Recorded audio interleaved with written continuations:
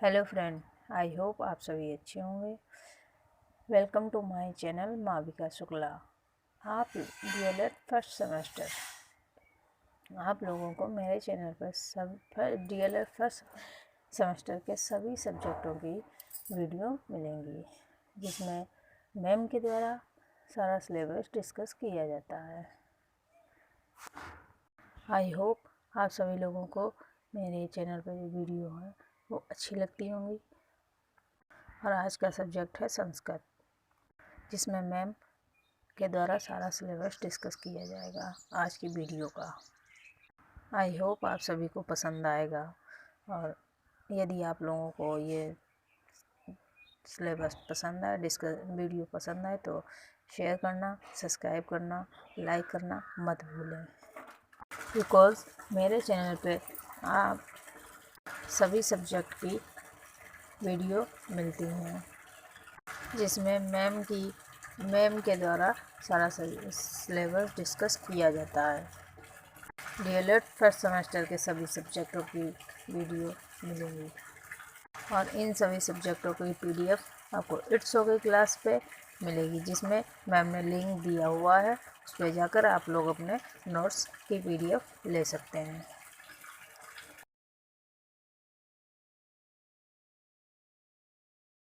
बस रिवीजन के सबसे पहले आलू, ये मैंने कुछ एक तरीके से आप ट्रिक कह सकते हो, या मैं इस तरीके से याद करती थी तो मैं उसी तरीके से आपको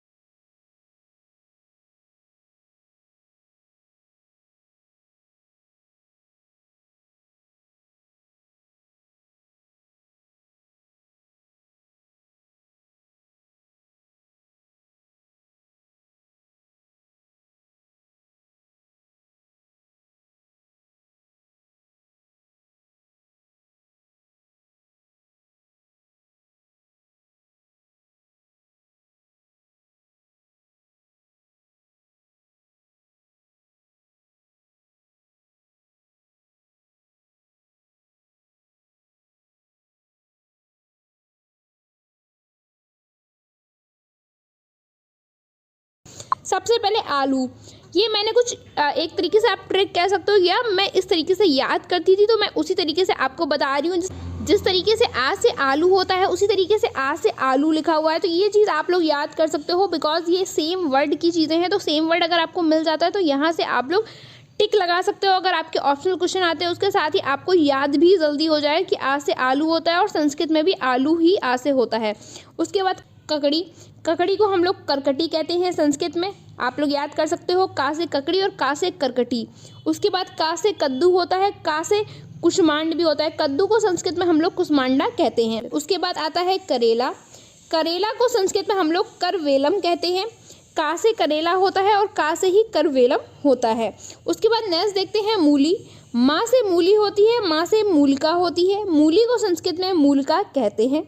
नेक्स्ट है आप लोगों का मिर्च, मिर्च को हम लोग संस्कृत में मरिचम कहते हैं, माँ से मिर्च होती है, माँ से मरिचम होता है। नेक्स्ट है आप लोगों का सलजम, सलजम को संस्कृत में हम लोग शिखा मूलम कहते हैं, और सा से सलजम होता है, सा से शिखा मूलम होता है। इस तरीके से अगर आप याद करते हैं तो आपके माइंड में काफ़ी, को ये तरीका सही लग रहा है तो आप ऐसे याद कर सकते हो। ऑप्शनल के लिए तो बेस्ट तरीका है कि आप लोग बहुत जल्दी ऑप्शन इस तरीके से ढूंढ सकते हैं, क्योंकि सेम वर्ड रहते हैं तो ऑप्शन भी ऐसे ट्राई कर सकते हैं। पालक, पालक को संस्कृत में पालक्या कहते हैं और पा से पालक होती है, पा से ही पालक्या होता है। गोभी को संस्कृत में गोजिव्या कहते हैं, गा से गोभी होता है, गा से गोजिव्या होता है। आंवला को संस्कृत में हम लोग तिशफला कहते हैं, ये आपका डिफरेंट वर्ड है तो आपको ये प्रॉपर याद करना पड़ेगा कि आंवला को तिशफला कहते हैं। ये वर्ड्स आपके एग्जाम से पूछे गए हैं लास्ट ईयर, मैंने बहुत इंपॉर्टेंट जो वर्ड्स हैं वो आपको याद नहीं करना है, इनको केवल रिवीजन करना है और पढ़ना है बहुत अच्छी तरीके से, देन आपको ये याद हो जाएंगे। आगे देखते हैं, आगे है अदरक, आ से ही अदरक होता है, आ से ही आद्रकम होता है। अगला है गाजर, गाजर को हम लोग संस्कृत में कहते हैं गुजनम, गा से गाजर होता है, गा से गुजनम होता है। नेक्स्ट है धनिया, धनिया को हम लोग संस्कृत में धान्याकम कहते हैं, धा से धनिया होती है, धा से धान्याकम होता है। नेक्स्ट है भिंडी, भिंडी को हम लोग संस्कृत में भिंडिका कहते हैं, भा से भिंडी होती है और भा से ही भिंडिका होता है। नेक्स्ट है आप लोगों का प्याज, प्याज को हम लोग पलांडू कहते हैं और पा से प्याज होता है, पा से ही पलांडू होता है। तो ये आपको संस्कृत में पढ़ते जाना है, ये करके मैं इनका रिवीजन एक बार फिर से कराऊंगी। आप लोग अभी देखते रहिए किसको क्या कहते हैं। मटर, मटर को हम लोग संस्कृत में कलाया कहते हैं, माँ से मटर होती है और कलाया ये डिफरेंट है तो आपको ये अलग से पूरा प्रॉपर याद करना पड़ेगा। मटर का कलाया होता है। कटहल को संस्कृत में पनशा कहते हैं। नेक्स्ट है अरबी, अरबी को हम लोग संस्कृत में सकालू कहते हैं, श्री शकालू कहते हैं। उसके बाद है गोभी, गोभी को हम लोग संस्कृत में दविका कहते हैं। अगला आता है प्याज, प्याज को हम लोग लतार्क कहते हैं और कटहल, कटहल को हम लोग पनिशा कहते हैं। ये एक बार ऑलरेडी हम शायद आई थिंक डिस्कस कर चुके हैं, कटहल हम लोग एक बार ऑलरेडी। नेक्स्ट हम लोग देखते हैं अन्न के नाम, नेक्स्ट हम लोग देखते हैं अन्न के नाम। अन्न को हम लोग संस्कृत में किस नाम से बुलाते हैं? तो सबसे फर्स्ट है अनाज, आ से अनाज होता है, आ से ही अन्नम भी होता है, हम लोग अनाज को संस्कृत में अन्नम कहते हैं। उसके बाद आता है आटा, आटा को संस्कृत में आट कहा जाता है, आ से आटा होता है, आ से ही आट होता है। तिल को संस्कृत में तिला कहा जाता है, ता से तिल होता है और ता से तिला होता है। दाल को संस्कृत में द्विदलम कहा जाता है, ये 2018 में आप लोगों के डीएड में क्वेश्चन पूछा गया है, तो ये आपका इम्पॉर्टेंट है। ये आपके यहाँ पे पूछे गए थे कि दाल को संस्कृत में क्या कहा जाता है, तो दाल को संस्कृत में द्विदलम कहा जाता है। नेक्स्ट आता है बाजरा, बाजरा को संस्कृत में हम लोग बाज्रका कहते हैं, बा से बाजरा होता है, बा से बाज्रका होता है। मूंग को संस्कृत में मुदक कहते हैं, माँ से मूंग होती है, माँ से मुदक होता है। जौ को संस्कृत में यवा कहा जाता है, ये बिल्कुल डिफरेंट है, आपको याद करना पड़ेगा। जौ को हम लोग संस्कृत में यवा कहते हैं। नेक्स्ट है गेहूँ, गेहूँ तो हम सभी लोग खाते हैं ना, गेहूँ से ही तो आटा बनता है और आटा से हम लोग रोटियां बनाते हैं, तो गेहूँ को संस्कृत में हम लोग गोधूमा कहते हैं। ये आप लोगों के तत्सम तद्भव के लिए भी मोस्ट इंपॉर्टेंट है, क्योंकि यहाँ से तद्भव तत्सम भी क्वेश्चंस बनते हैं कि गेहूँ का तत्सम क्या होता है या फिर गेहूँ का तद्भव क्या होता है, तो ये क्वेश्चंस आपके एग्जाम्स में पूछे गए हैं, अभी आप पढ़ेंगे। और साथ ही टैट और सीटेट लेवल के लिए भी ये बहुत ज़्यादा इंपॉर्टेंट है। ये क्वेश्चन आपके डीएलएड 2018 के एग्ज़ाम पेपर में पूछा गया है, तो ये आपका आया था, ये गेहूँ को संस्कृत में क्या कहा जाता है, गोधूमा कहा जाता है। अब नेक्स्ट देखते हैं, चना को संस्कृत में चढ़ना कहते हैं, चा से चना होता है, चा से चढ़ा होता है। मक्का को संस्कृत में हम लोग मकाई कहते हैं, मक्का जो हम लोग खाते हैं, मक्के की रोटी बनती है जो, उसी वही मक्का है, ये मक्का को हम लोग मकाई कहते हैं। जो हम लोग एक बार ऑलरेडी पढ़ चुके हैं, फिर भी पढ़ लेते हैं। जौ को हम लोग यवा कहते हैं। उसके बाद आता है चावल, चावल को हम लोग संस्कृत में तंदुल कहते हैं। उसके बाद नेक्स्ट आता है अरहर, अरहर को संस्कृत में हम लोग तुवरी या आड़की कहते हैं। देखिए आपके दालों के नाम, अन्नों के नाम बहुत ईजिली कर लेंगे, तो आपको इसको बहुत ध्यान से समझना है। नेक्स्ट अब हम लोग डिस्कस करेंगे शरीर के अंगों के नाम। शरीर के अंगों के नाम को संस्कृत में हम लोग संस्कृत में हस्ता कहते हैं, हाथ से हाथ होता है और हाथ से ही हस्ता भी होता है। जीभ को हम लोग संस्कृत में जिव्या कहते हैं, जा से जीभ, जा से जिव्या, ऐसे आप याद कर सकते हो। पैर को हम लोग संस्कृत में पाद कहते हैं या फिर चरण कहते हैं या पादुका भी कहा जाता है इसको। नाक को हम लोग संस्कृत में नासिका कहते हैं, ना से नाक होती है, ना से नासिका होता है। कमर को संस्कृत में हम लोग कटी कहते हैं, का से कमर होता है, का से कटी होता है। दांत को संस्कृत में हम लोग दंता कहते हैं, दा से दांत होता है, दा से दंता होता है। अंगूठे को संस्कृत में हम लोग अंडगुष्ठा कहते हैं, आ से अंगूठा होता है, आ से ही अंगुष्ठा होता है। कान, कान को संस्कृत में हम लोग कर्ण कहते हैं, का से कान होता है, का से कर्ण होता है। गर्दन को संस्कृत में हम लोग ग्रीवा कहते हैं, गा से गर्दन होती है, गा से ग्रीवा होता है। अंगुली को संस्कृत में हम लोग अंगुला कहते हैं। आ से अंगुली होती है, आ से अंगुला होता है। तो आप इस तरीके से याद कर सकते हैं। एक बार फिर से रिवाइज कर लेते हैं। हाथ को संस्कृत में हस्ता कहते हैं। तो संस्कृत में कपोला कहा जाता है। ये डिफरेंट है, इसलिए मैंने ये इस साइड लिखी है। ये सेम वर्ड के थे, तो आपको याद करने में ईजी होगा। ये थोड़ा सा डिफरेंट वर्ड का है, तो एक बार आपको 2-3 बार इसको रिवाइज करने पड़ेंगे। तो गाल को संस्कृत में कपोला कहा जाता है। आँख को संस्कृत में नेत्रम या नयनम कहा जाता है। ओठ को संस्कृत में ओष्ठ कहा जाता है। बाल को संस्कृत में केशा कहा जाता है। कंधे को संस्कृत में स्कंधा कहा जाता है। गले को संस्कृत में कंठ कहा जाता है। खोपड़ी को संस्कृत में मानव कपाल कहते हैं। रीढ़ की हड्डी जो हम लोग की बैकबोन होती है उसको हम लोग कशेरु कहते हैं। देखिए ये आपके बहुत संबंधियों के नाम। नेक्स्ट हम लोग देखेंगे सगे संबंधियों को संस्कृत में हम लोग क्या कहते हैं। तो यहाँ पे आपके हिंदी में दिए हैं, यहाँ संस्कृत में दिए हुए हैं। ये भी आपके हिंदी में है, यहाँ आपके संस्कृत में दिए हुए हैं। तो आपको देखते हुए चलना है। हम लोग संस्कृत में मातृ कहते हैं। पिता को संस्कृत में हम लोग पितृ कहते हैं, या इनको जनका भी कहा जाता है। माँ से माँ होता है और माँ से ही मातृ होता है। पा से पिता होता है, पा से ही पितृ होता है, और इनको जनक भी कहते हैं। जनक आप लोगों ने सुना होगा, राम जी और लक्ष्मण जी के जो पिताजी थे उनको हम लोग जनक नंदन कहते थे, या दशरथ नंदन। पत्नी को संस्कृत में पत्नी या दारा कहा जाता है। बहू को संस्कृत में बधू कहते हैं। बधू तो आप लोगों ने बहुत ज़्यादा सुना होगा, कार्ड वगैरह जो छपते हैं उसमें बधू लिखा होता है, बधू पक्ष से, वर पक्ष से। तो जो बेटा होता है या फिर आप कह सकते हो जो दूल्हा होता है उसको हम लोग वर कहते हैं, और बहू को हम लोग बधू कहते हैं। बेटा को हम लोग संस्कृत में काफ़ी नामों से जानते हैं, जैसे कि पुत्र भी कहा जाता है बेटे को, उसके बाद सुता भी कहा जाता है बेटे को, और आत्मजा भी कहा जाता है बेटे को। तो बेटा के 3 नाम हैं संस्कृत में, आत्मजा, पुत्र और श्रुता।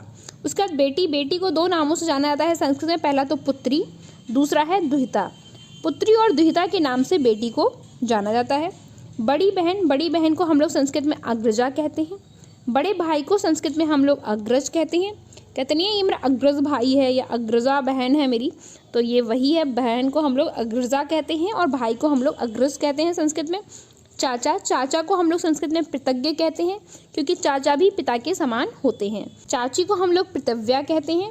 भांजा को हम लोग भागिने कहते हैं। तो भांजा हम लोग नंद के बेटे को कहते हैं, या फिर आप ऐसे भी याद कर सकते हो कि अपनी जो बुआ का बेटा है उसको हम लोगों की मम्मी जो है वो भांजा हुआ उनका, तो उसे संस्कृत में भागिने कहा जाता है। मैं भांजा भतीजे में बहुत ज़्यादा कन्फ्यूजन रहता है।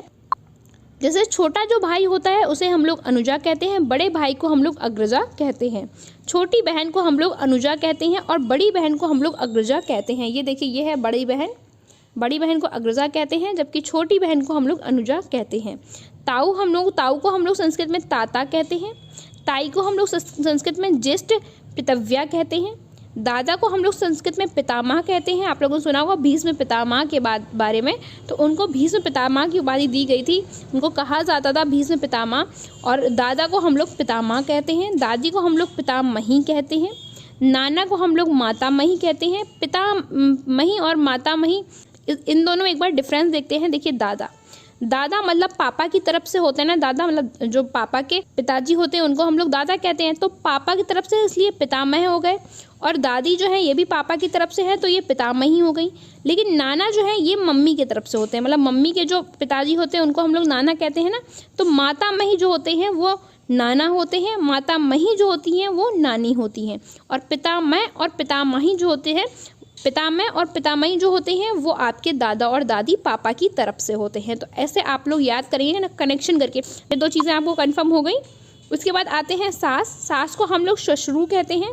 ससुर को संस्कृत में श्वश्रुर भी कहा जाता है या श्वश्रु भी कहते हैं। जेठ को हम लोग संस्कृत में ज्येष्ठ कहते हैं। ज्येष्ठ मतलब होता है कोई भी बड़ा, मतलब जैसे पापा से बड़े जो हैं उनको हम लोग ताऊ कहते हैं, तो वो मम्मी के क्या हुए, वो मम्मी के जेठ हुए। और जो पापा से छोटे चाचा जो हम लोग के होते हैं वो मम्मी के हम लोगों के देवर होते हैं। तो ये जो रिश्ते हैं ये थोड़े से जो हमें टिक लगाएं, ये मोस्ट इंपॉर्टेंट है, ये तो आपको याद ही करने हैं किसी भी तरीके से। और ये बेटी हुआ, ये आपके मोस्ट इंपॉर्टेंट है, इनको आपको बहुत अच्छे से याद करना है। आज आपकी क्लास लंबी हो गई है, ये तो आपको पता ही चल रहा है, बिकॉज काफ़ी सारी चीज़ें हो गई हम लोग के पास डिस्कस करने को। आज से आप लोगों का टाइम टेबल इसलिए मैं डिस्कस लोग अब देखेंगे कि आसपास की वस्तुएं संस्कृत भाषा में क्या कहा जाता है। जो आसपास की वस्तुएं हैं उनको हम लोग संस्कृत भाषा में क्या कहते हैं। तो ये हिंदी में और ये है आपकी संस्कृत में। कमरा, कमरा को संस्कृत में हम लोग कक्ष या कोष्ठ भी कहते हैं। कहते नहीं कुठरिया में चले जाओ सामान रख दो जाके, तो ये वही कुठरिया मतलब कमरा ही होता है। छोटा होता है इसलिए उसको कुठरिया कह दिया जाता है, या जो अंदर बहुत होता है उसको कुठरिया कह देते हैं। कमरा को संस्कृत में हम लोग कष्ट कहते हैं या कोष्ठा कहते हैं। संसार को संस्कृत में हम लोग जगत कहते हैं। कपड़े को संस्कृत में हम लोग कपड़ा कहते हैं। काजल को संस्कृत में हम लोग काजलम कहते हैं। कागज़ को हम लोग संस्कृत में कागदा कहते हैं। मेज को हम लोग संस्कृत में लेखाधार कहते हैं। और अंगोछा जो होता है उसे हम लोग संस्कृत में अडग रक्षम कहते हैं। अंगोछा आप लोगों ने साउथ की मूवियों में सुना होगा, वहाँ पे अंगोछा लोग ज़्यादा यूज़ करते हैं, देखा होगा अंगोछा। तो अंगोछे को हम लोग साडग रक्षम कहते हैं, सडग रक्षम कहते हैं। अगला है बिछौना। बिछौना को संस्कृत में कहा जाता है आस्तरलम।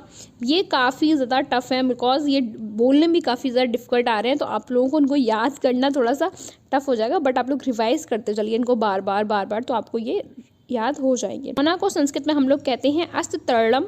हार को संस्कृत में हम लोग कहते हैं कंठहारा। कंठहारा कहा जाता है, कंठ मतलब गला होता है, हार मतलब हार होता है, इसलिए इसको कंठहारा कहा जाता है। अगला है दर्पण। दर्पण को हम लोग संस्कृत में आदर्श कहते हैं या दर्पणा भी इसको कहा जाता है। तो ये कुछ संस्कृत में अलग अलग वर्ड्स हैं, मतलब कुछ डिफरेंट चीज़ें हैं जो कि एग्जाम से पूछी गई हैं, इसलिए मैंने इनको अलग से आप लोगों के साथ डिस्कस किया है। लोहा को संस्कृत में हम लोग कहते हैं आयशा। जंगल को